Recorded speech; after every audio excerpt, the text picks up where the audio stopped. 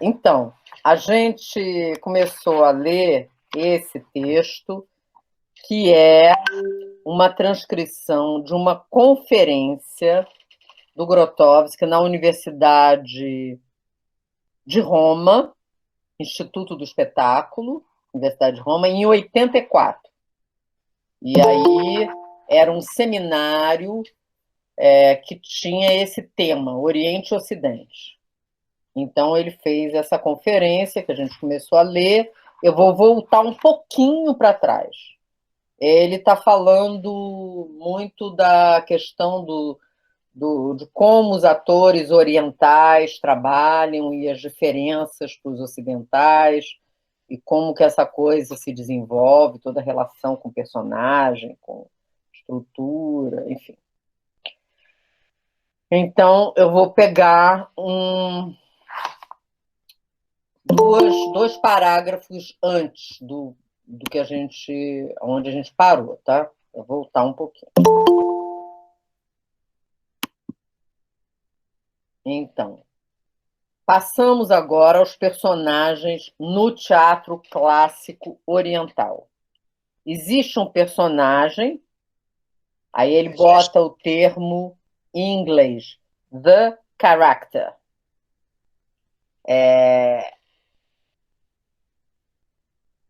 Tem a pessoa, a estrutura da representação, o tipo. No teatro europeu, quer dizer, isso a gente pode fazer uma analogia, eu acredito, com a comédia dell'arte, né? Porque na comédia dell'arte tem uma estrutura assim, né? Do tipo, esse caráter, the character. E isso também vai aparecer nos textos do Brecht, porque o Brecht foi beber lá na fonte do teatro oriental. Então, não todos os textos do Brecht, mas alguns textos têm essa característica, tipo aquele que diz sim, aquele que diz não, que é bem oriental, a estrutura, e outros.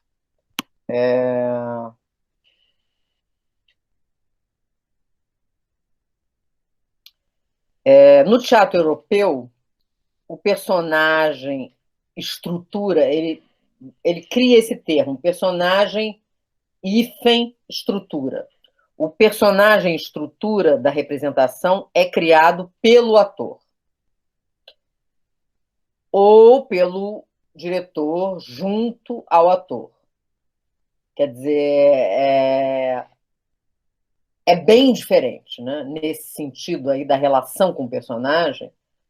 O teatro oriental e o teatro ocidental, europeu principalmente, tem uma coisa bem diferente, né?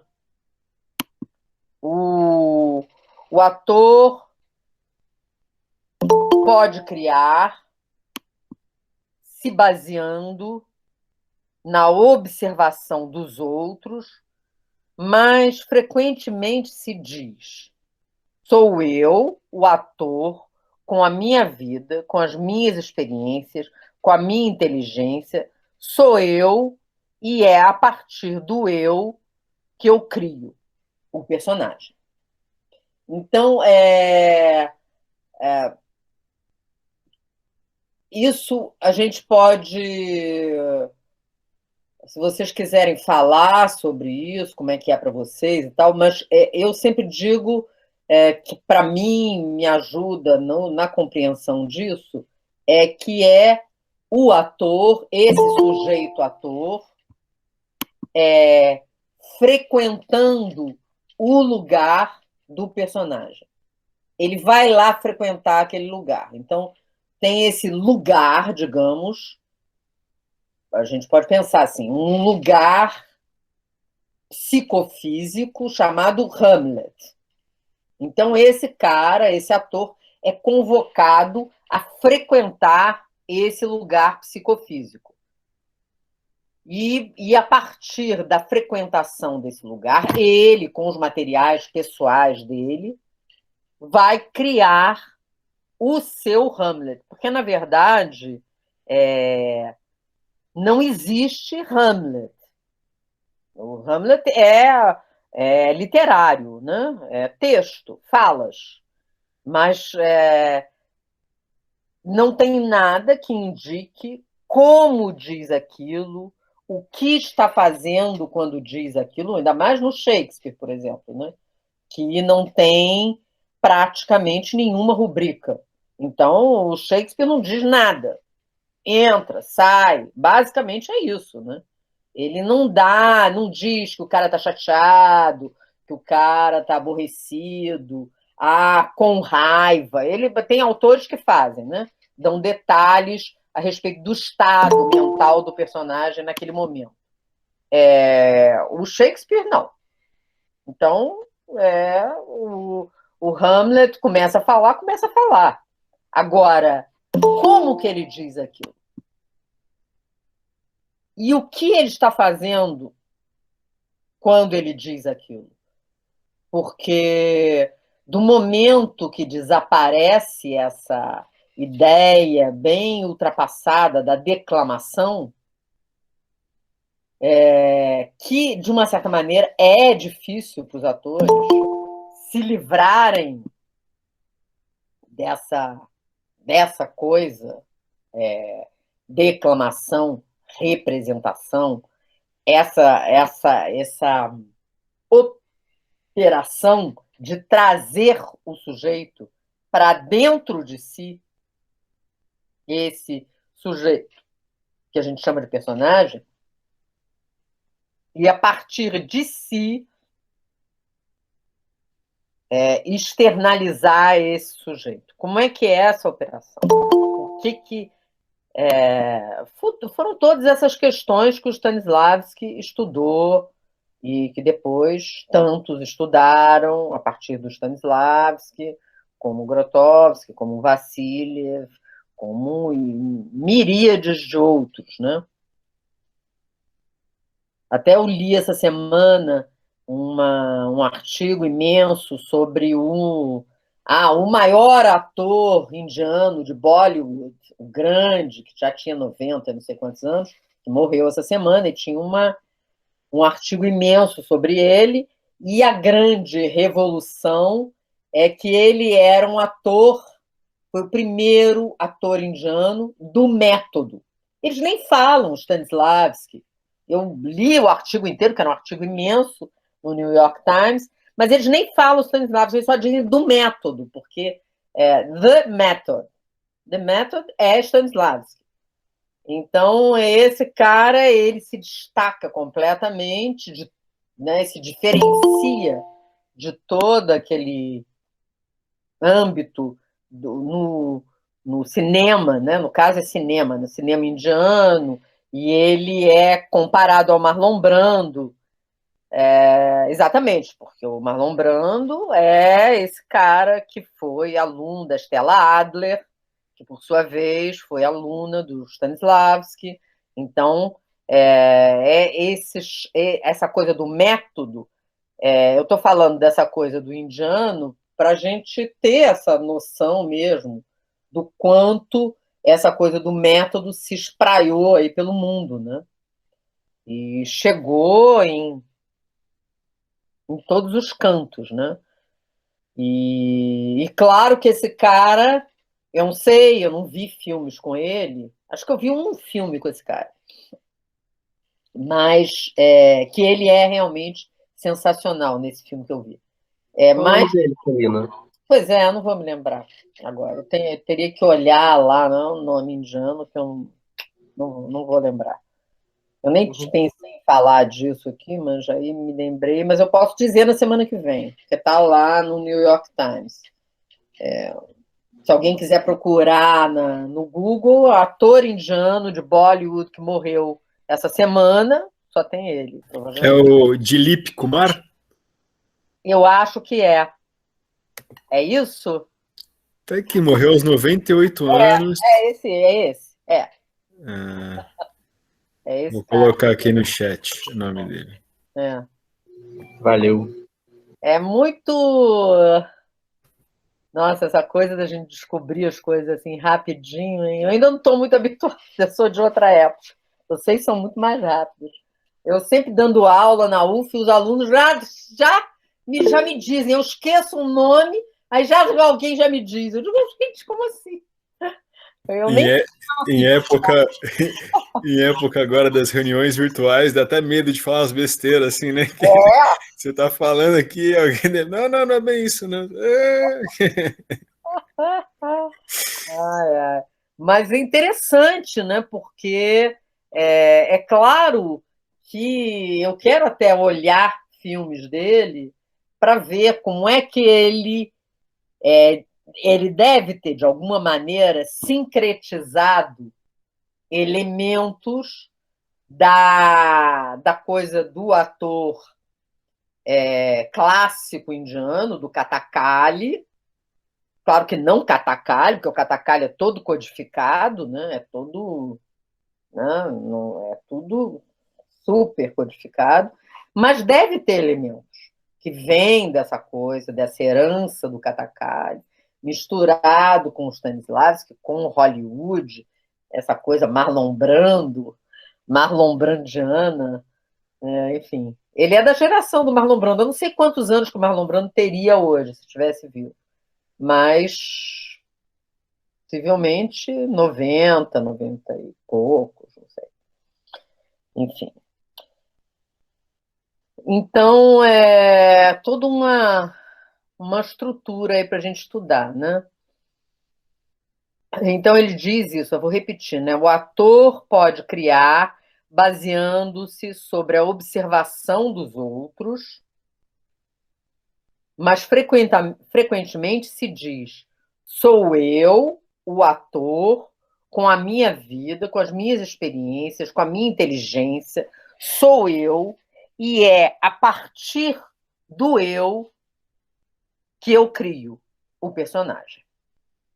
É natural porque na cultura ocidental a noção de eu é objeto de grande atenção, né?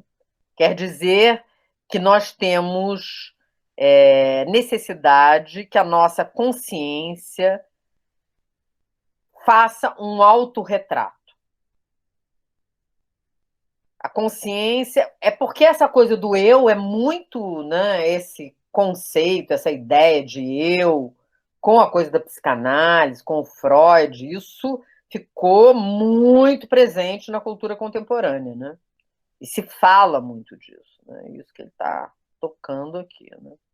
A consciência faz autorretrato, a consciência conta histórias sobre si mesma.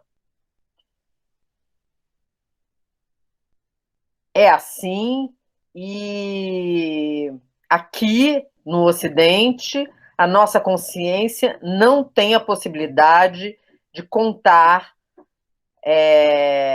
histórias sobre si.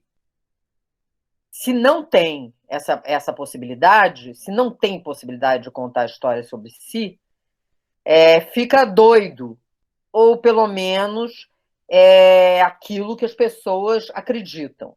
Nas culturas orientais, o ponto de vista mais difundido é que a consciência não deve se ocupar do seu eu, no sentido de se fixar no seu autorretrato. A não ser que queira sonhar a própria vida como um doido. Então, são abordagens quase que opostas em relação ao eu, né? No Oriente, pode acontecer, por exemplo, em certas formas do teatro clássico chinês, que não tenha uma única pessoa a representar um personagem. Temos alguém que faz os movimentos e outra pessoa que diz ou canta o texto. Então você Imagina a analogia. No Ocidente, um ator seria Hamlet, que se move, e o outro seria Hamlet, que fala.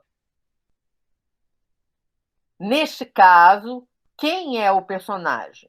E ainda, quem cria o personagem? O primeiro ou o segundo ator? No teatro clássico oriental, essa questão não se coloca porque o personagem é herdado. Para o ator oriental, para o cantor dançarino, que talvez não seja ator, o personagem, a estrutura da representação, a forma do papel são herdadas. Existem, estão presentes antes que o ator chegue. Então, é muito diverso, né? Essa coisa de ter uma estrutura herdada, né?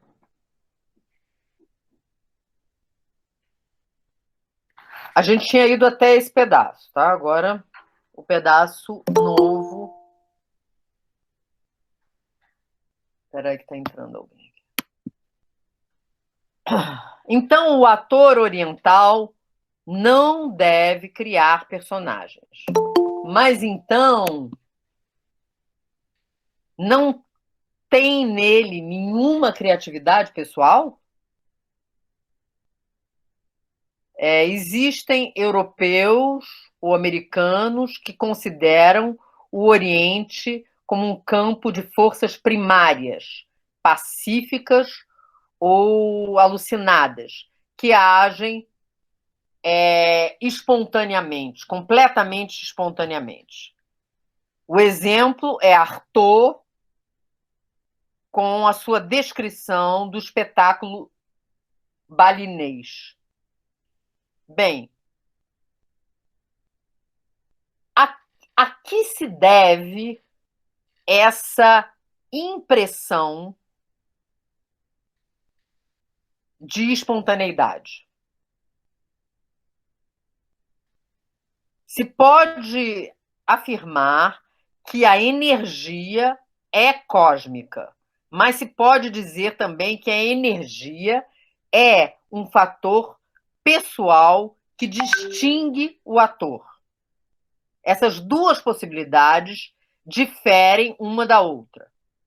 Diferem mesmo uma da outra?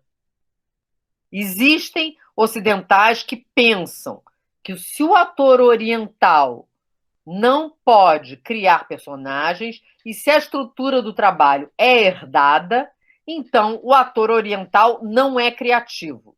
Ou então que o ator oriental é apenas um instrumento. Ou então que o ator oriental não tem um trabalho personalidade. Isso é tudo uma grande besteira. Bom, claro, né? Não só nesse campo, nós, ocidentais, somos sistematicamente perfeitos idiotas, eu acho, né? Quando a gente observa qualquer coisa dos orientais, porque não encaixa na nossa caixinha ocidental, então a gente acha que a gente nega tudo e preconceitua, né? Então tem um grande preconceito, né? Acho que, inclusive, assim, para estender esse estudo sobre essa questão, eu assim recomendo para quem não ler os livros do Yoshi Oida. Yoshi Oida é aquele ator japonês formado lá no teatro eu acho que é a formação dele. E que vem para o Ocidente, para a Europa, e trabalha muitos e muitos e muitos anos com o Peter Brook, na França. E ele tem 2 livros bem interessantes. Não me lembro os títulos. Como é que é? O ator... Gente, me ajudem aí. Os livros do Ator Yoshio. Invisível. Ator Invisível. O Ator Invisível e o outro. É o Ator São Errante três, ou eu acho. não? Ator Errante e Artimanhas do Ator. Então. Todos esses relatos do Yoshio Ida são muito interessantes, porque em vários momentos ele fala dessa transmutação dele de um tipo de operação como ator para outro completamente diverso, né? Então, acho que para quem se interessa por essa questão, né? Então, ele terminou o parágrafo dizendo: isso é tudo uma grande besteira.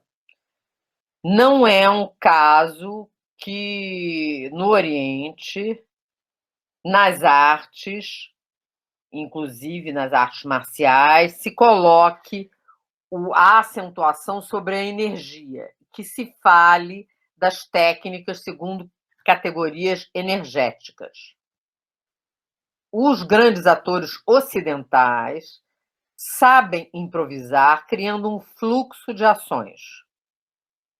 Podem também utilizar o texto escrito sem modificá-lo, mas as ações, no sentido que Stanislavski atribuía a esse termo, estão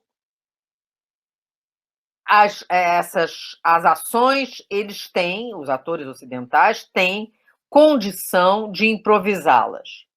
No Oriente, se trata, sobretudo, de improvisar na aplicação da energia.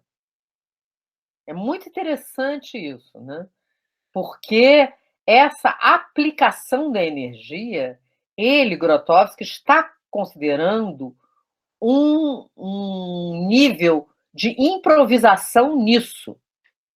Quer dizer, o cara herda a estrutura inteira, mas a qualidade energética com que ele cumpre aquela coisa herdada, isso é que é de autoria do sujeito.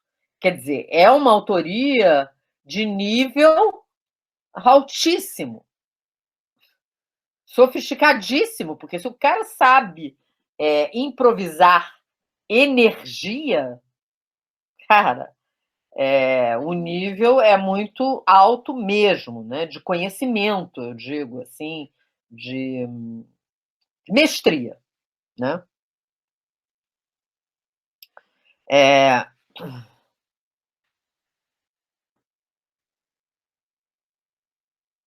Então, no Oriente se trata, sobretudo, de improvisar na aplicação da energia, de descobrir as formas enquanto utilidades energéticas. Os elementos, as formas, detalhes, são muito precisas, ao ponto de se tornarem signos do movimento, do gesto ou signos vocais. Mas, nesse âmbito, a ordem dos detalhes pode ser reorganizado de uma maneira sutil, as acentuações do ritmo podem ser modificadas, trocadas, a duração dos stops entre um detalhe e outro pode ser modificada, o êxito pode ser uma maior complexidade. O ator pode observar como vão as coisas, como procedem, e encontrar as surpresas do momento. E, inclusive, surpreender a si mesmo. As formas são redescobertas como canais. A energia passa a seu modo indefinível.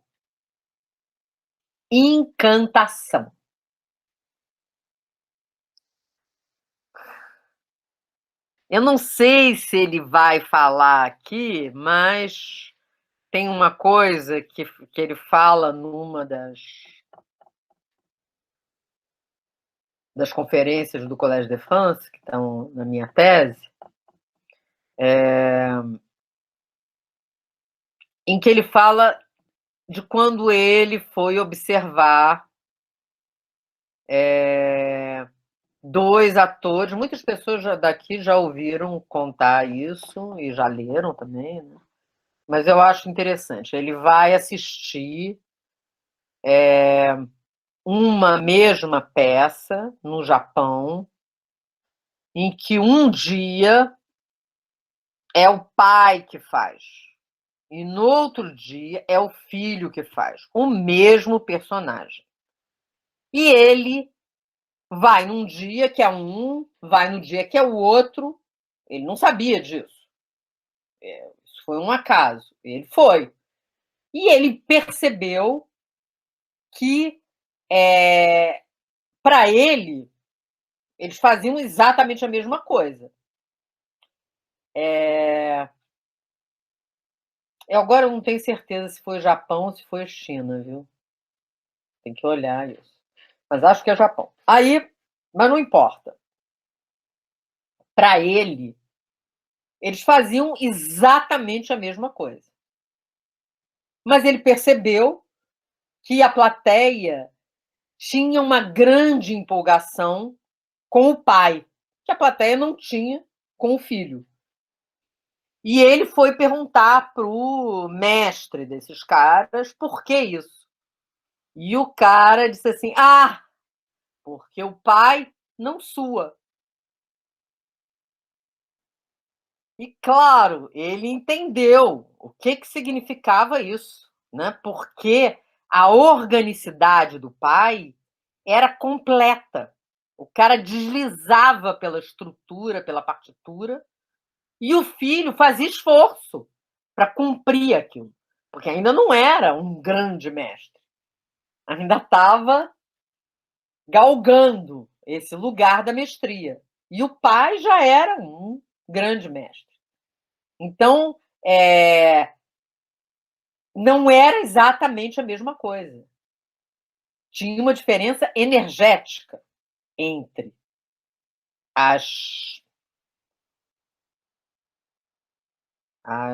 como se diz assim, as apresentações desses dois sujeitos atores, né?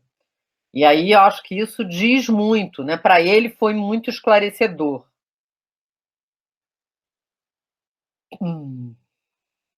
Aí ele botou essa palavra aqui entre aspas, encantação. Aí bota encantação, ponto. Na sua famosa emissão radiofônica, para acabar com o juízo de Deus, isso é uma coisa que existe, viu? Quem quiser, estiver interessado em ouvir, é maravilhoso. O Arthur falando. Para acabar com o juízo de Deus. Então, na sua famosa emissão radiofônica para acabar com o juízo de Deus, Arthur reestrutura a linguagem e o resultado é um grito terrível e impressionante e extraordinário. Aqui, até em italiano, é um urlo, é um urro, é mais do que um grito, né? Mas aqui nós nos encontramos diante de um aspecto particular. Arthur, como ator, faz explodir a linguagem através da linguagem mesmo. Ou ainda mais, através da melodia da linguagem. Faz explodir, alguma coisa se rompe e acontece um tipo de estripamento violento dos conteúdos que estão normalmente ocultados. É claro que eu acho que para entender exatamente o que o Grotowski está falando aqui, preciso ouvir essa coisa do Arthur, para entender esse estripamento, né? Essa coisa que ele... É como se ele violentasse a linguagem e expusesse as entranhas do dito, das palavras, do texto. Um outro caso, um oriental quer aprender um mantra, quer ensinar um mantra a um ocidental, né? Então, um outro caso, um oriental quer ensinar um mantra a um ocidental. O mantra, inclusive como encantação, é, se eu posso falar assim, uma encantação dessubjetivada e, ao mesmo tempo, uma disciplina repetitiva e extremamente rigorosa. Para transmitir esta encantação ao ocidental, o oriental se fixa sobre a melodia até o ponto de destruir o rigor e a precisão corpórea do seu mantra. E, no final, consegue ensinar como cantar a encantação mântrica. Na realidade, a encantação mântrica não deve ser cantada. Não é um canto. É muito mais uma certa maneira de falar, não de cantar, um modo vibratório de falar. Para obter essa forma vibratória, é preciso, em primeiro lugar, manter uma posição precisa, conhecer bem a ordem na qual a atenção vai sendo levada através dos diferentes pontos do corpo, tratados não apenas como centros da vibração, mas também como centros energéticos. Não sei se a Bruna quer falar sobre isso. Bruna, com a tua experiência com os mantras. A Bruna saiu, né? Não está aí. Foi dar uma volta. Vocês estão todos congelados? Vocês estão me ouvindo? A Bruna está aí, ela está tentando, acho que, ativar o áudio.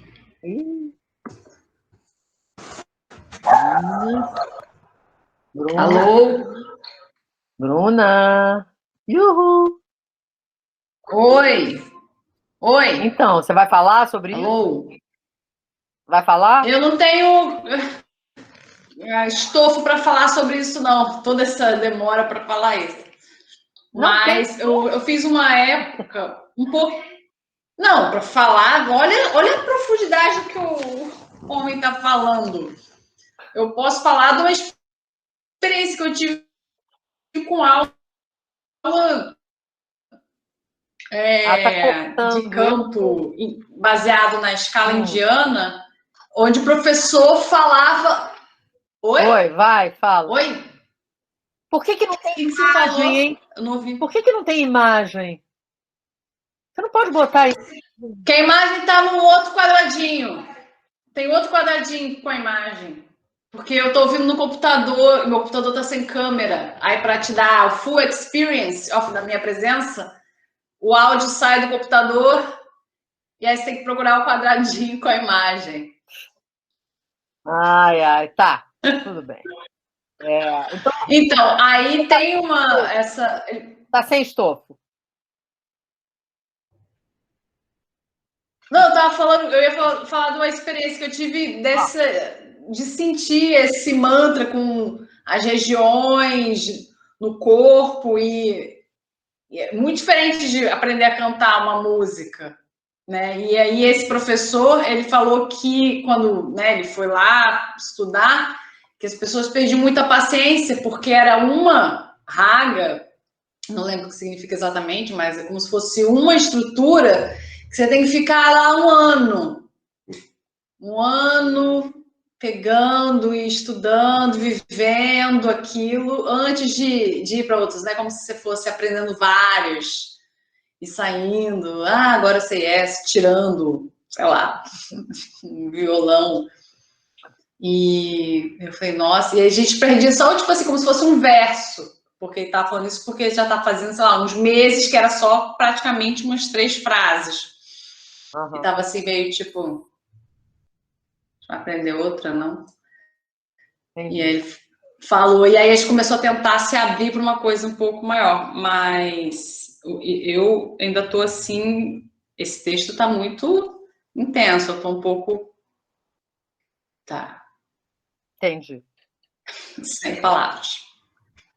Eu também não entendo disso aqui, quer dizer, eu imagino, né, o que ele está falando, porque eu tenho uma experiência que talvez se assemelhe um pouco com essa experiência, mas não é idêntico, né, dentro da minha estrutura religiosa, que também tem gente que acha que tem que aprender a cantar, no caso não são mantras, são chamadas, e se chamam assim, chamadas, né? E isso é sempre um problema, porque a pessoa aí canta, e aí não é isso, não se trata disso, é uma outra coisa, que tem a ver com vibração da voz, que é longo também. Claro que a pessoa pode querer aprender rapidamente, ela decora aquelas melodias, mas aí não tem nada a ver com o que é a própria coisa, né? Então, são experiências muito interessantes, né? Então ele diz assim, não sei se mais alguém quer falar sobre isso. Eu pedi a Bruna porque eu sei que ela é formada em yoga, então ela usa os mantras na aula dela.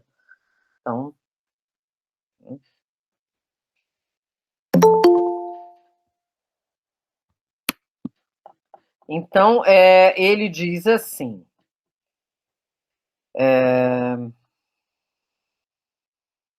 na realidade, a encantação mântrica não deve ser cantada, não é um canto, é muito mais um certo modo de falar, não de cantar, um modo vibratório de falar. Isso é muito interessante, né? Essa descrição, um modo vibratório de falar. Então, é falar, né? Ele está dizendo aqui que é falar. Né? Para obter essa forma vibratória, é preciso, em primeiro lugar, manter uma posição precisa, conhecer bem a ordem na qual a atenção vai sendo levada para os diferentes pontos do corpo, tratados não apenas como centros da vibração, mas também como centros energéticos. Tem um tipo de circulação da atenção. Se trata também de saber aplicar as modalidades respiratórias, sem necessariamente manipular a respiração. E é apenas quando toda essa precisão chamada de corpórea é alcançada, é que a forma vibratória energética da encantação emerge. Então, a gente vê que é um processo realmente extenso, né? Longo. O oriental, frequentemente, busca fazer isso, aprender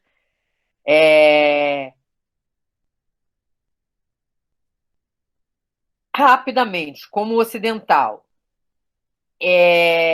ensinando a melodia, enriquecida de um certo ardor, como se isso empurrasse na direção das encantações de Artaud. Entre as duas se cria um profundo mal-entendido. O instrutor oriental observa o ocidental e diz para si mesmo: para ele é suficiente. Vocês estão entendendo aonde está o ponto? É o Grotowski que está perguntando isso, tá? Vocês estão entendendo aonde está o ponto? Porque eu acho que isso que ele está falando, a gente pode levar, de uma certa maneira, para essa questão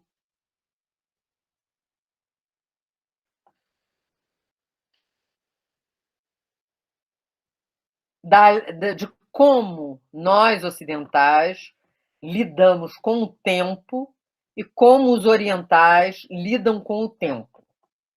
Porque eles sempre têm muito mais tempo e aceitam essa coisa do extenso, do longo, do sem prazo. A vida, para sempre. Aprender alguma coisa sempre. E os ocidentais têm essa coisa dessa pressa, essa ideia de terminar logo, de estar pronto logo, de acabou logo, se formou, já fez, já sabe, já tudo, né? Então, logicamente, por isso que ele coloca aqui no final, né? O instrutor oriental observa o ocidental e diz para si mesmo: para ele é suficiente. Né? Então, é uma coisa para a gente observar, né? Nos nossos processos. As diferenças da abordagem técnica, performativa, são inúmeras. Eu posso apenas fazer uma citação de algumas delas. 2 pontos. Né? Ele vai dizer algumas das diferenças da abordagem técnica performativa, né? Entre orientais e ocidentais. Então, o primeiro ponto. A coluna vertebral. A abordagem ocidental se baseia sobre a elasticidade, por assim dizer, generalizada. Teoricamente, mas apenas teoricamente, o organismo pode fazer sempre qualquer movimento desejado.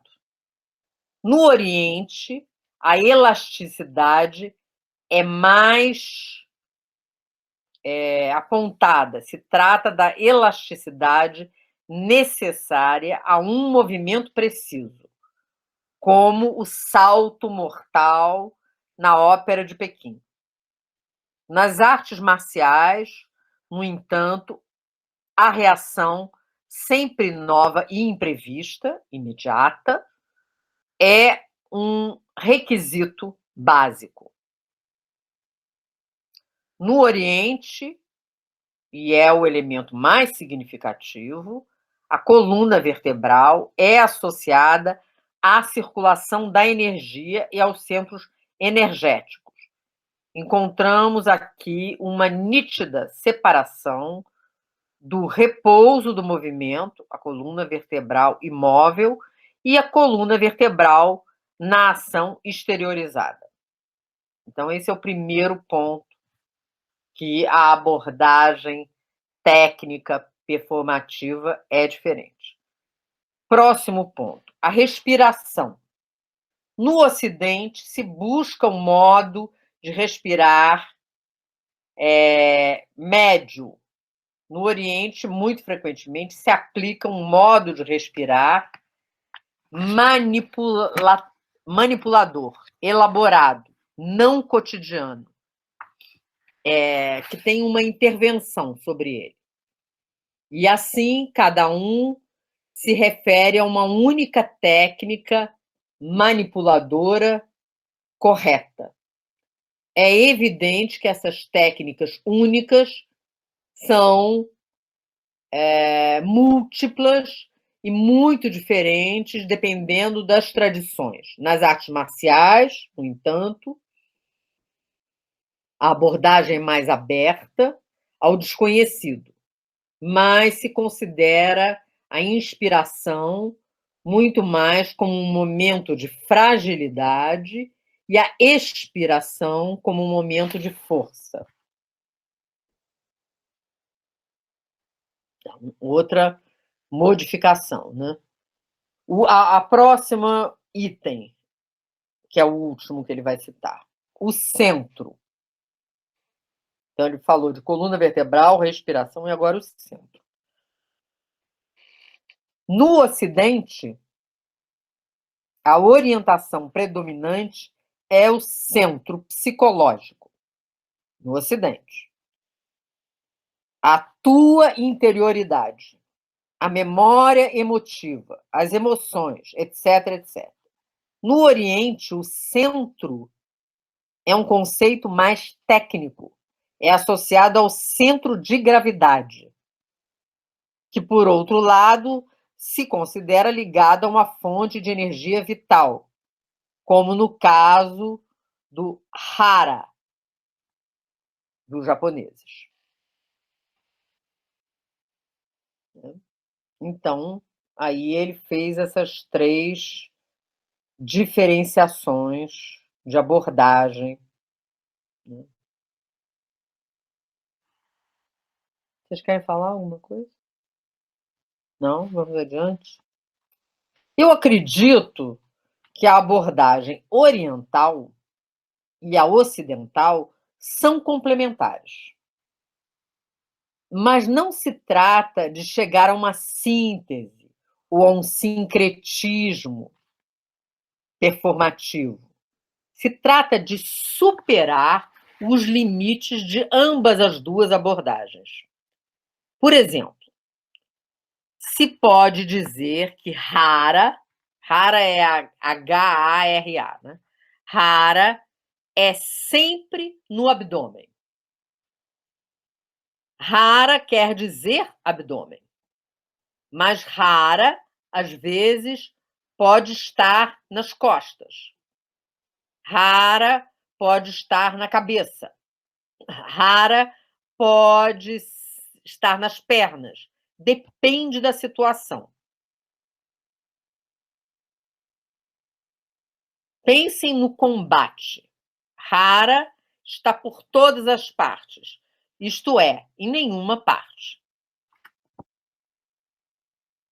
O hara perfeito não tem moradia certa. Quer dizer, o que eu estou entendendo? Eu já tinha lido sobre essa coisa do hara, e o que eu tinha entendido disso é que tem esse deslocamento, dependendo da circunstância, no caso da cena, da circunstância da cena, esse hara, que em princípio está no abdômen, ele se desloca. Ele vai com tudo para um outro ponto. Depois se desloca para um outro ponto. Mas ele diz isso, né? Pensem no combate. O hara está por todos os lados. Isto é, em nenhum lugar. Em todos os lugares, portanto, em nenhum lugar, especificamente. Um oriental quer fazer teatro ao modo ocidental. Muito frequentemente, ele pega a convenção como uma forma recebida e, mantendo esta forma, tem como resultado os signos das ações no lugar das ações. Em 1962, eu vi na China um espetáculo de Ostrovsky, escritor russo do século XIX, realizado segundo a convenção realística. Os atores chineses pegaram a convenção como uma forma já pronta, etc. Eles criaram as formas das ações realísticas, utilizaram o movimento de uma ação cotidiana como se utiliza um gesto simbólico. Um ocidental faz teatro ao modo oriental. Nesse caso, é uma interpretação livre, então é como um macaco que imita o seu patrão. Se criam pseudo-signos completamente desprovidos de precisão e utilidade, se buscam as forças que deveriam manifestar-se nos atores médium, etc. A imaginação afetiva, ou então, 2, se torna um balinês quase perfeito, mas um pouco pior. Então, quer dizer, o que ele está dizendo é que é fadado ao fracasso, né? Esse tipo de operação. Não tem como fazer isso, né? Mas ele diz lá antes, né? Ele tinha dito isso, que, de uma certa forma, as abordagens são complementares. E isso ele desenvolve muito nas conferências do Collège de France, todo esse pensamento aqui. Quando ele vai falar da linhagem orgânica e da linha artificial, que é exatamente isso, né? A linhagem orgânica é essa, ocidental, no seu melhor bom sentido, e essa artificial, a linha artificial, tem a ver com essa abordagem oriental no seu melhor bom sentido. Então, ele analisa isso nessas conferências do Collège de France, e é bastante interessante, né? E aqui, o Collège de France é 96, aqui é 84. Então, aqui é 12 anos antes. Então, nesses 12 anos, ele elaborou bastante esse assunto, né?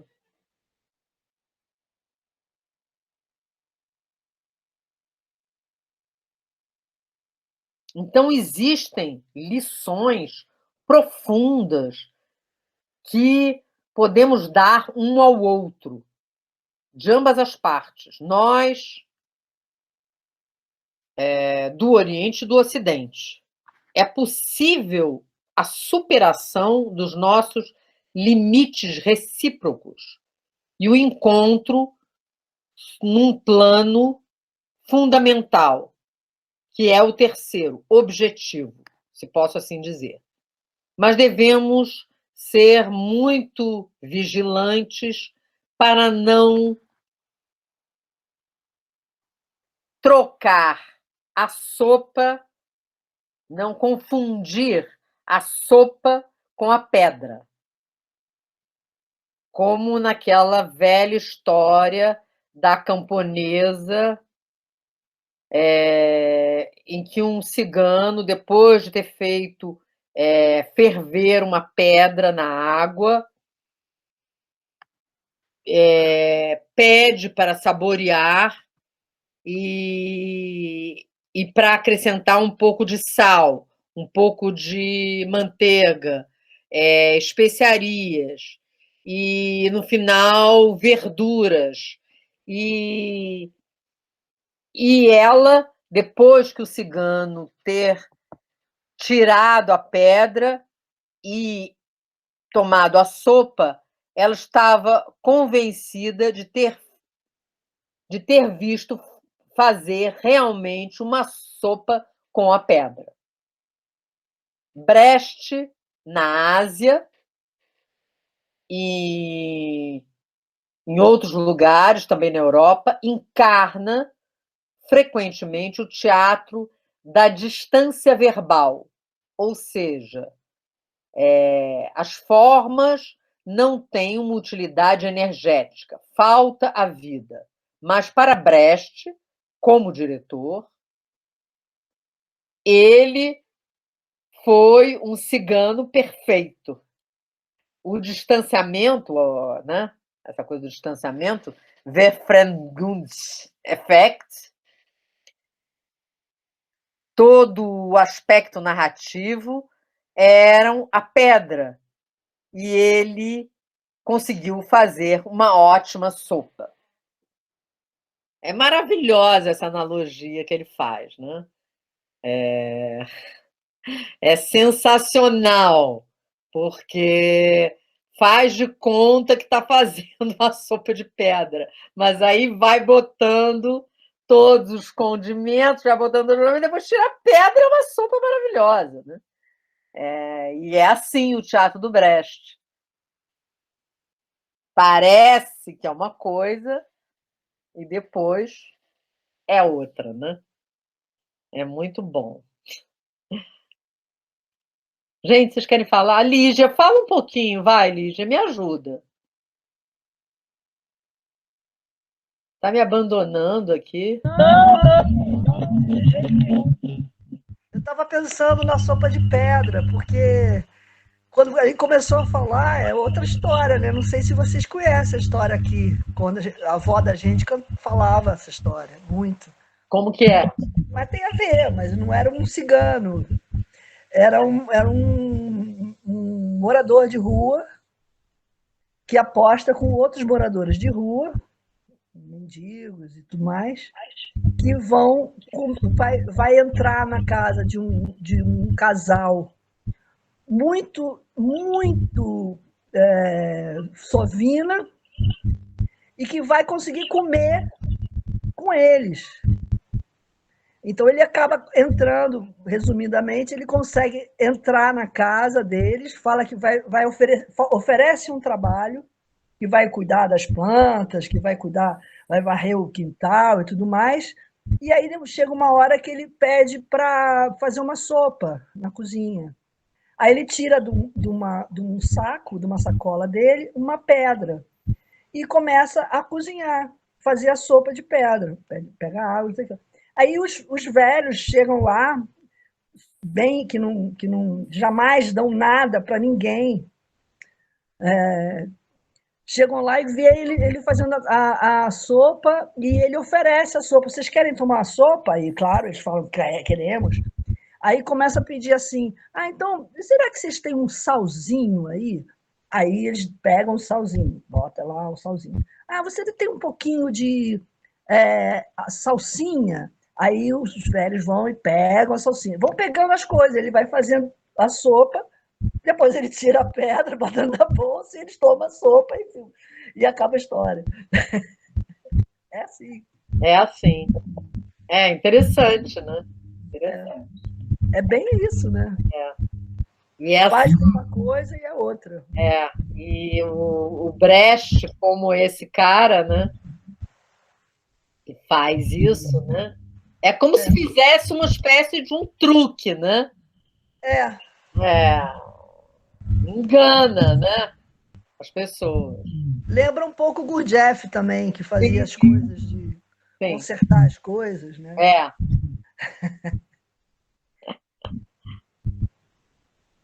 Aí ele vai. O problema da terminologia ou muito mais das traduções confusas da terminologia, é terrível.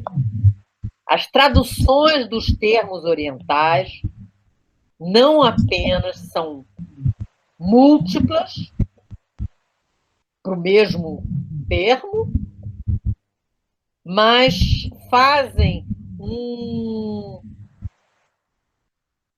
usam um recurso excessivo à interpretação.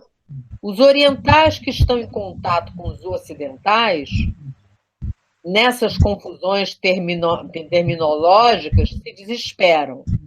Frequentemente, essas traduções aprofundam os mal-entendidos com um espírito pan-ecumênico, que faz que, no fundo, os principais orientações ocidentais pareçam idênticas àquelas orientais. Mas é o mesmo, é o mesmo. Eu peço desculpas, talvez seja o mesmo, mas frequentemente não é assim, né? E a gente viu que não só traduções, como a gente falou da coisa do livro do Stanislavski, o Yoga, né, em que os textos dele eram censurados e as palavras que eram ligadas à cultura oriental eram modificadas pelo regime stalinista. Então, isso causou um monte de mal-entendidos e impossibilidades para nós de estudarmos ele, como ele pensava mesmo, como ele escrevia, né? Aí ele diz assim: a palavra consciência, segundo os tradutores, é onipresente e é possível que tenham razão, mas o sentido do que é a consciência pode variar. Existem palavras que induzem ao erro. Existem textos orientais no qual se fala do coração. Alguns tradutores interpretam como consciência, outros como espírito, outros ainda como mente. Mas todos esses termos não têm o mesmo significado. Os ocidentais associaram a consciência à cabeça muito mais que ao coração, o que é desagradável, mas é um fato. Com todas essas palavras, coração, espírito, mente, consciência, que confusão!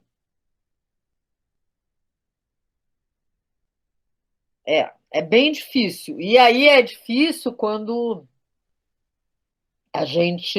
se a gente pode ler um texto na língua original, muito que bem. Mas se a gente não tem essa possibilidade, a gente pode realmente mal entender alguma coisa.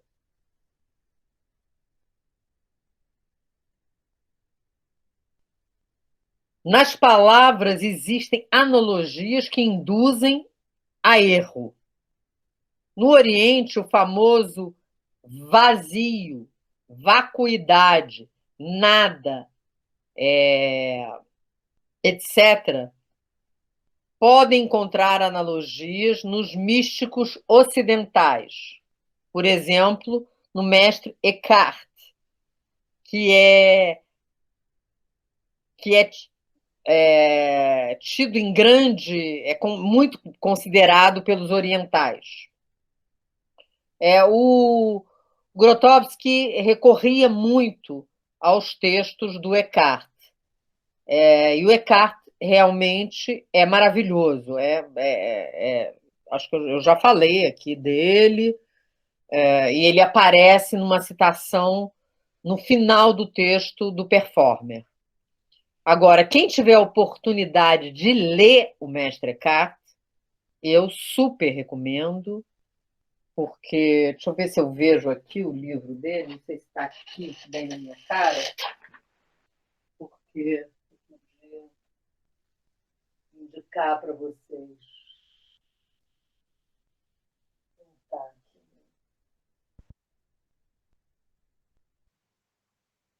Alguém pode botar como soletra? Eckhart? É Eckhart mesmo? SCKA. Ah, tá. Obrigada. Eckhart. Mestre, sempre tem a palavra mestre antes. Uhum. Mestre Eckhart.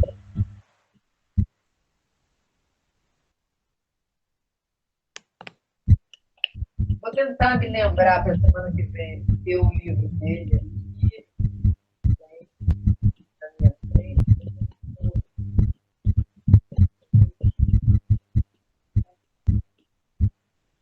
A minha iluminação aqui não é extraordinária.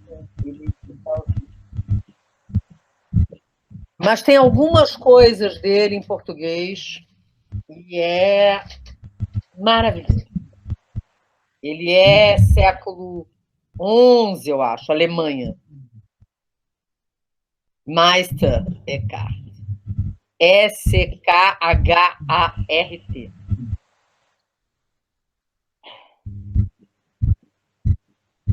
Que está dizendo isso, né? Que é considerado muito pelos orientais. Então, se Qual diz... século, desculpe? Ah? Qual século? Acho que é 11. 11, obrigado. Eu acho que é 11. Ele rompe com a igreja, é expulso da igreja. Ele é um místico, né? Os textos, os sermões dele são assim... Não, você não acredita. É uma coisa deslumbrante. Ele falando. Então se diz, sobretudo entre os orientais, que, nesse sentido, o Mestre Eckhart e o budismo do norte são a mesma coisa. Mas não é mesmo. O conceito de vazio ou de nada no Ocidente é fortemente ligado ao desnudamento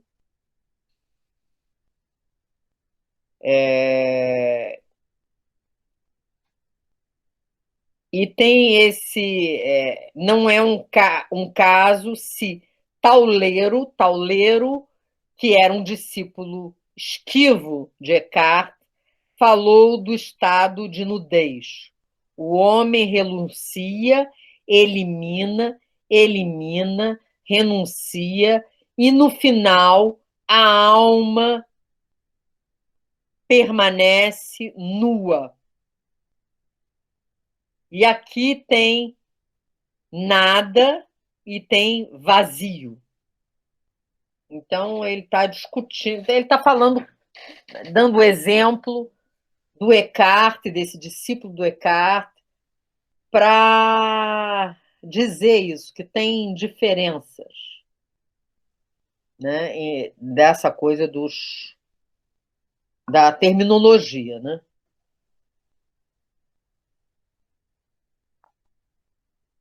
Mas o vazio de um budista do norte, por exemplo, tem outros campos de referência. Se nós pegamos um artesão de lá, um artesão artista, artesão/artista, que utilize essa terminologia. Muito frequentemente, para ele, o vazio é como um espaço que não bloqueia nada. A dimensão da passagem livre. É um cânion, é um vale escuro, é o vazio entre duas montanhas. E é também o buraco no meio da rocha, que é só um buraco. Mas toda a... Não é a rocha, não, é da roda. É o buraco no meio da roda, que é só um buraco. Mas toda a roda pode funcionar graças àquele vazio. Isso vai aparecer também, esse tipo de discussão, muito, assim, muito interessante, no Tao Te Ching. Eu não sei se alguém já leu o Tao Te Ching, mas se não leu, vale a pena, tem em português, é um livrinho fininho. E assim, é um livro para você ter na cabeceira e ler, e reler, e reler, e reler, porque é muito interessante, muito interessante. Que é essa coisa da filosofia, né?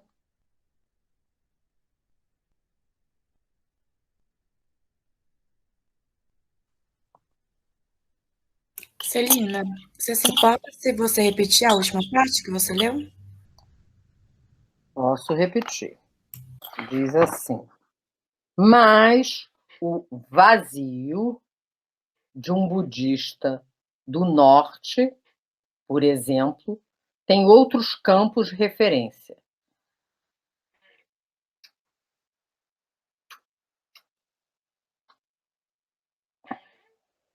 Espera aí, 2 segundos, tá? Tem outros campos de referência. Se você pega um artesão, artista de lá, que utilize essa terminologia. Frequentemente, para esse artesão artista, o vazio é como um espaço que não bloqueia nada. A dimensão da passagem livre. É um canyon, é um vale, é o vazio entre duas montanhas. E é também o buraco em meio à roda, no meio da roda, que é apenas um buraco. Mas toda a roda pode funcionar graças àquele vazio. Vamos tentar, a gente vai até o final do texto, tá? Que ele está razoavelmente acabando aqui. Então, acho que dá para a gente ir até o fim. Vamos tentar ir um pouco mais adiante. Os ocidentais estão continuamente empenhados no esforço de individuar, num certo sentido, fixar os fenômenos, né? Identificar e fixar os fenômenos, e de definir as relações, causa e efeito entre os fenômenos, né, identificados. Vamos pegar a imagem de uma longa fila de formigas. De longe, parece uma serpente fina que se move.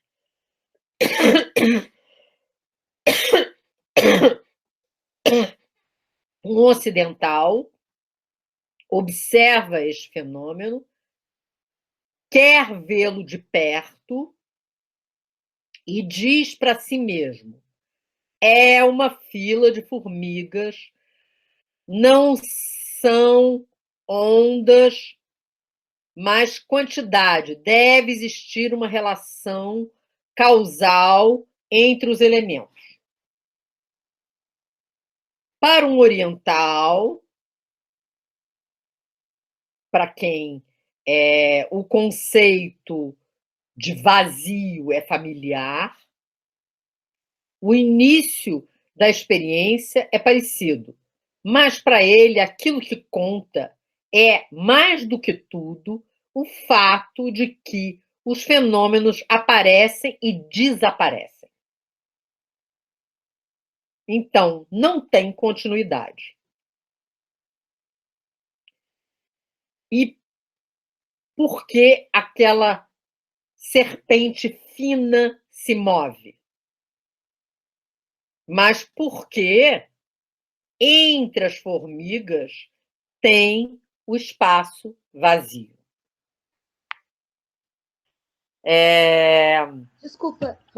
Desculpa, Celina, falou por que tem não sei o quê, por que tem um espaço vazio? E por que aquela serpente fina se move? Porque entre as formigas tem o espaço vazio. Isso eu acho que tem a ver com uma coisa que ele fala num outro texto, quando ele fala da dança, e ele diz para os ocidentais, quando os ocidentais estão tentando aprender o Yan Valu, que é essa dança do voodoo haitiano. E ele diz assim, os ocidentais têm muita dificuldade, porque eles acham que a dança é quando o pé bate no chão. E, na verdade, a dança é quando o pé está no ar.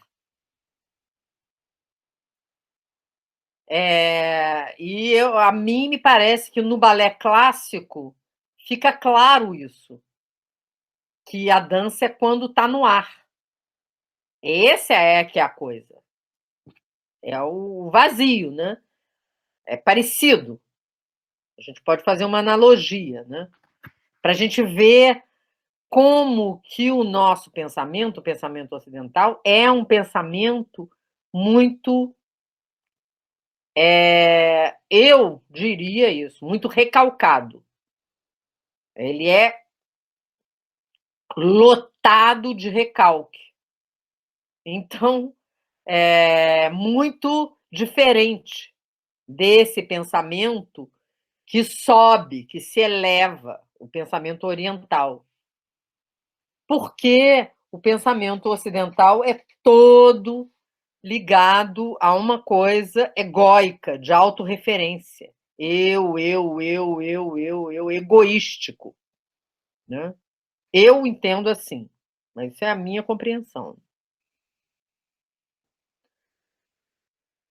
E ainda, um ocidental é absorvido pelos fenômenos que ele identificou e se fixa sobre eles.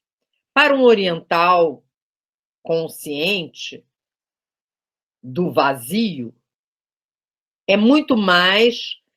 são muito mais as potencialidades que vão sendo tomadas em consideração. Alguma coisa pode aparecer e, enquanto não apareceu, tem o vazio, uma percepção esférica de potencialidade, isto é, o nada. Tudo é possível, mas ainda não é, ou não é mais. As potencialidades. Eis a imagem, a mais simples e profunda, que é como um desafio. O imóvel esvazia a superfície do lago, da onde, improvisadamente, pula fora um peixe. O fenômeno. Tac!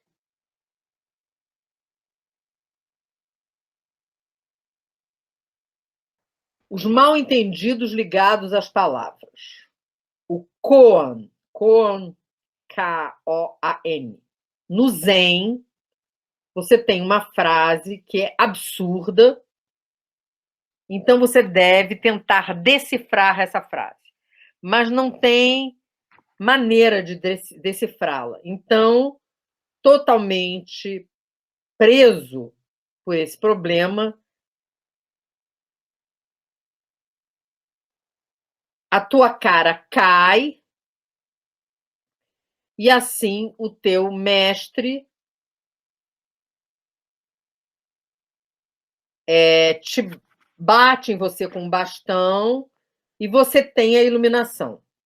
o koan pode conter uma pergunta. Qual era o teu rosto antes que o teu pai tivesse nascido? Ou então, como aplaudir com apenas uma mão? Etc, etc.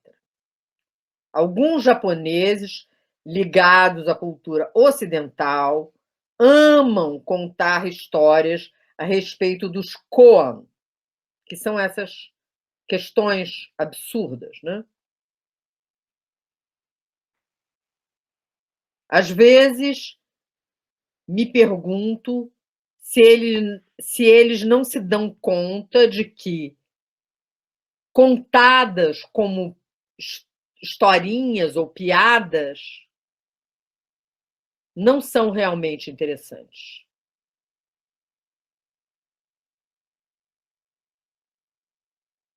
Mas talvez é a vida que faz o koan. É a vida, né, que coloca essas perguntas absurdas para nós. Hoje eu li um artigo do... Eu não sei se vocês já ouviram falar do Edgar Morin, que é um filósofo francês que exatamente está fazendo 100 anos. É um gênio total. E está fazendo 100 anos, assim, ultra lúcido. Era uma entrevista com ele. Hoje, essa entrevista. Nos 100 anos dele. E ele dizendo coisas sensacionais sobre a contemporaneidade. Eu assisti uma conferência dele no Rio, na Maison de France, há, sei lá, 25 anos atrás. Quer dizer que ele tinha 75, e eu, há 25 anos atrás, achei que ele era um velhinho. E genial, um velhinho genial. Só que o velhinho durou, ele tem 100 e está cada vez mais genial. E ele... Uma das coisas que ele falava nessa entrevista que eu li hoje era dessa... Quando ele foi perguntado a respeito da coisa da pandemia, ele diz assim, é uma oportunidade sensacional para nós que estamos encarnados nessa época que está acontecendo isso, porque está tudo revirando, e no planeta inteiro. Então, a gente tem uma oportunidade de... Aí ele fala dessa coisa, da aventura da vida. Que a aventura da vida é o melhor de tudo. E como é importante. Né? Quando eu li, eu pensei de falar isso hoje aqui, porque eu acho isso muito interessante, principalmente vindo de um cara que já passou por tanta coisa, né? Então, ele fala, né, como ele era comunista radical na época da ocupação nazista na França, e ele fala que ele matou 2 caras que ele achou que tinham traído a resistência. E hoje ele vê que ele não tinha certeza se esses caras tinham traído, não tinham traído. E, enfim, que como foi mudando a percepção dele do mundo e de tudo, e os radicalismos, e como a pandemia promove essa possibilidade de uma abertura assim para as cabeças, né? Muito interessante. Acho que se vocês procurarem no Google o Edgar Morin, talvez até apareça essa entrevista dele de agora, porque ela deve ter sido traduzida, imagino. Edgar Morin, se escreve Morin.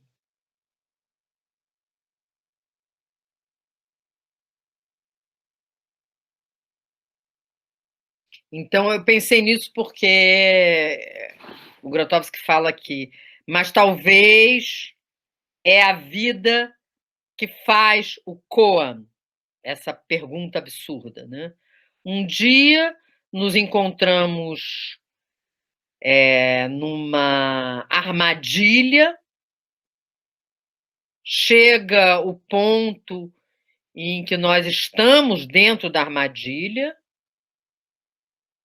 num ciclo cego, vicioso, numa rua sem saída, não tem resposta. A vida colocou essa armadilha e nós estamos ali. Na realidade, quando pensamos que não somos nem um pouco, não estamos nem um pouco na armadilha, estamos na armadilha de uma outra maneira. Mas chega um momento em que isso fica muito evidente, a armadilha. Você dá um passo na direção do se é a catástrofe, você dá um passo na direção do sim, é a catástrofe. Você dá um passo na direção do não, é a catástrofe. Você vira para a esquerda, é a catástrofe. Você vira para a direita, é a catástrofe. Você dá um passo adiante, é a catástrofe. Dá um passo para trás, para baixo, para o alto, é a catástrofe. Então, você se liga às potencialidades que você não conhece e isto o koan, uma enorme mobilização da tua natureza, ou da tua natureza com N maiúsculo, para responder a uma situação que não tem solução. É certo que você não conhece a solução, porque a situação não tem solução. Na tua cabeça, na tua mente, não existe solução. É verdade, mas existem todas as potencialidades. E eis que você faz alguma coisa, você não sabe nem como, nem porquê, mas é uma resposta única, portanto individual. E é única, então é a resposta de todas as potencialidades. Portanto, não é individual. É isto que deixa o signo, não a sentença.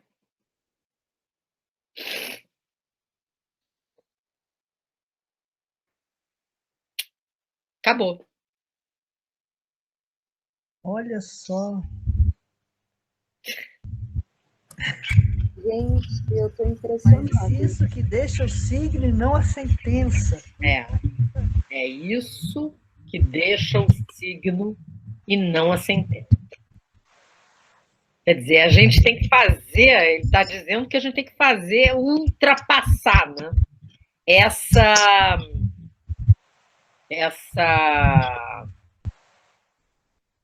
como é que se diz? Essa imobilidade, né? Essa incapacidade, né? Porque você vai para frente, é catástrofe, vai para trás, é catástrofe, vai para o lado, é catástrofe, vai para cima. Tudo é catástrofe.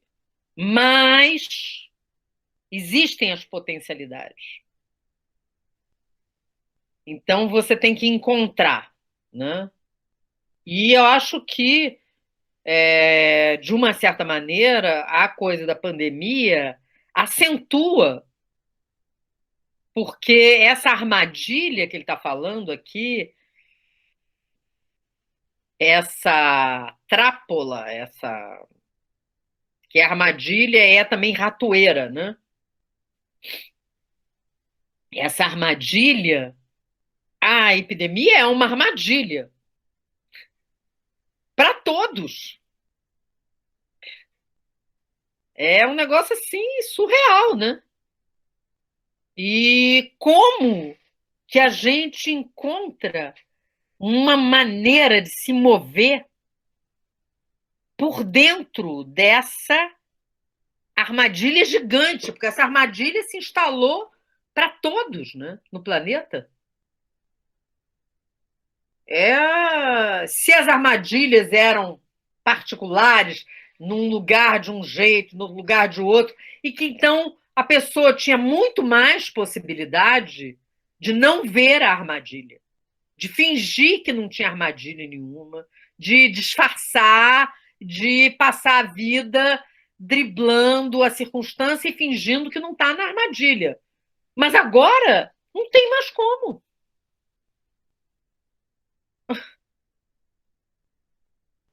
Lembrei do que o Grotowski falou no outro texto, importante, sempre você falou isso, traduziu isso, que ele fala da suspensão, de buscar o estado de suspensão. E hoje estava andando, estava pensando isso, como a pandemia está dando isso para a gente, né? E alguma coisa que não satisfaz, né? A vida não, assim, a vida da gente não está satisfazendo a gente e coloca a gente no estado de suspensão para ver o que realmente é essencial, né? O que faz sentido, né? O que é realmente essência. A gente está sendo obrigado a pensar isso.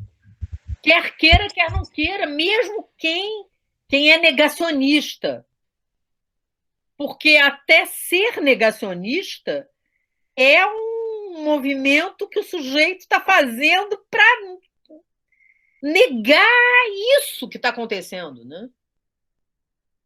O negacionismo tem a ver com essa coisa de o sujeito estar dentro da armadilha e está fingindo que está tudo bem, que não tem armadilha nenhuma, e que gente, negócio assim bem sério, né? Então eu acho que a gente precisa falar sobre isso, né? Eu fico querendo falar, fico procurando aí, né? Por isso que eu fico lendo jornais de vários lugares, né? Aí eu acho o Edgar Morin ali no jornal Libération francês, aí acho o outro lá, o negócio do ator indiano, lá no New York Times, aí acho não sei o quê, eu vou escavando por aí pessoas que estão pensando, porque claro que tem gente pensando aqui também, né? Mas eu vejo assim que a imprensa brasileira não tem muito espaço para pensamento mesmo. Pensamento de verdade, sabe? E eu vejo que tem essas outras imprensas que tem um pouco mais de pensamento e também para a gente ficar em contato, né, com o tempo, com o nosso tempo, né? Eu fico preocupada com isso. Celina, eu fiquei bem impressionada com esse grupão, porque, gente, assim, não parece que foi uma resposta, assim, uma coisa pessoal, parece que foi uma resposta para mim esse grupão, que acontece um fenômeno que às vezes eu tenho uma grande questão, e aí o grupão é a resposta da grande questão, é uma coisa assim, é um fenômeno impressionante, então assim, eu achei importante falar. E aí eu fiquei, o que mais me chamou a atenção são essa questão, agora no final, essa questão das potencialidades, né? Que de alguma forma, para mim, se juntou com essa coisa que é a aventura da vida. Aí agora eu falei, parece que me vem a coisa da liberdade, assim. O que é tudo isso, né? Assim, ou é tudo muito individual e nem dá para falar, talvez, será? Não, acho que dá para falar, viu? Porque eu acho que você tem razão. E, claro, eu acho que quando a gente tem a gente tem essa prática, né, do grupão, e a gente se reúne, e a gente usa o Grotowski, o pensamento dele, como veículo para nós, né? Para o nosso pensamento, para as nossas reflexões. E claro que, ao longo do tempo, como a gente se encontra com essa regularidade, toda semana, no mesmo horário, e tem muitas pessoas que estão sempre aqui, então eu acredito que isso acredito mesmo que isso vai construindo uma conexão entre esses inconscientes. Esses inconscientes vão ficando, vão tendo uma conexão, vão se conectando, e isso produz alguns efeitos sobre nós. É uma coisa assim. Eu posso dizer para vocês que para mim, é sempre dificílimo. Sabe, quando chega quinta-feira, eu fico feliz que tem grupão, mas eu praticamente não acredito que eu vou ter que fazer isso. Porque é muito exigente para mim. Não é muito fácil, não. Eu tenho que me esforçar. Não é num tiro de letra. Não é assim que eu faço. É uma diversão. Não, é um trabalho que eu quero fazer, gosto de fazer, escolho, mas me custa. Não é. Não é. Mas eu sinto isso que você está falando. Eu sinto que muitas vezes também acontece isso que você relatou, também acontece comigo.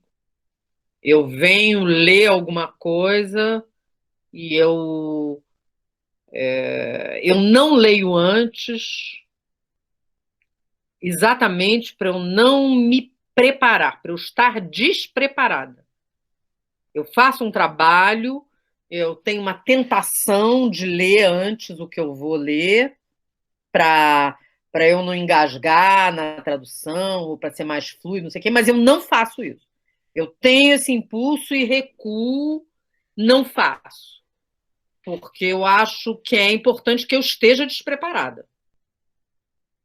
Exatamente para não ser uma aula. Quer dizer, se é uma aula dele, para nós, eu incluída na coisa. Se eu fico me preparando, eu me desincluo do lugar de aprendiz e vou para uma outra coisa que não me interessa, que eu não quero. Então eu quero ficar nesse não saber. Eu acho que para mim é muito importante isso. Não sei de nada disso. E fico aqui procurando fazer as conexões, né, junto, né? Nós. Fala, tem alguém que vai falar. Celina, na verdade, eu sinto que é uma aula para a vida. Uhum. É isso que eu tiro do pouco que eu tenho estado aqui, mas assim, é esse ponto, na verdade, uma aula para a vida. Então, acho que isso que a Amanda falou, eu acho que faz todo sentido. Eu acho que realmente vai formando tipo uma egrégora mesmo, né? Essa ligação dos inconscientes, e com certeza coisas vai passando de um para o outro, do inconsciente, com certeza, e respostas acabam vindo, eu acho. Não, eu Acho que é isso. É uma experiência, né, que a gente tem aqui.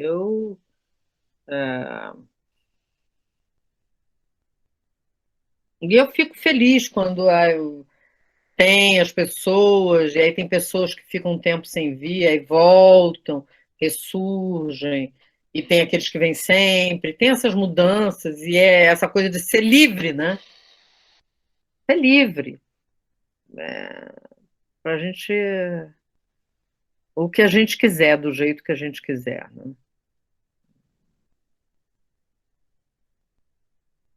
Sim, mas de qualquer maneira é um grande tesouro, né? Porque cada encontro, né? É aqueles bons encontros, né? Sim. A cada encontro é um ensinamento impressionante, né? Infinito, desse homem que passa dessa maneira as coisas, né? Assim, Não é. e que, não sei, comigo toda quinta-feira, se eu perco, eu fico não fico bem. E toda quinta-feira, depois que acaba isso, não dá nem para dormir. Você fica o tempo todo envolvida nisso, né? Eu fico assim, Muito para dormir. mexida, né? Fico tudo. Tocada por tudo, né? Imagino para você, essa é um trabalho árduo também, eu acho. Não é. É uma exigência, Exige muito, né? E é aquela coisa que eu digo, né? Eu faço isso para ele, né? É uma coisa que eu faço para ele, né? Em resposta a tudo que eu recebi dele. Então, isso é bom poder fazer isso, né? A gente ter essa oportunidade de fazer alguma coisa assim, né? Mas, como a gente acabou esse texto hoje, quem sabe eu estou propondo isso, a gente lê na semana que vem um pouco, um fragmento, vou escolher alguma coisa, do mestre Eckhart. Porque, como o pensamento do Eckhart é um pensamento fundamental para ele, para o Grotowski, eu acho que pode ser interessante a gente encontrar assim com o texto do Eckhart e a gente ver como que foi isso, essa influência, já que ele falou aqui do Eckhart. Vocês acham que é bom isso? Pegar um sermão dele. Maravilhoso. Né? Vamos fazer isso. Então eu vou me dedicar a escolher um sermão, tá? Muito obrigada, Celina. Muito obrigada a todos. Gratíssima pela presença. Muito grata. Muito grata. Obrigada, Celina. Foi ótimo. Valeu, Celina. Obrigada, Celina. Valeu. Obrigada, Celina. Obrigado, Celina. Deus. Um prazer. Deve estar muito feliz. Deve. Aí eu sonho sempre com ele. E ele está sempre ótimo. Ótimo. Da última vez que eu sonhei, eu estava casando com ele. Que lindo.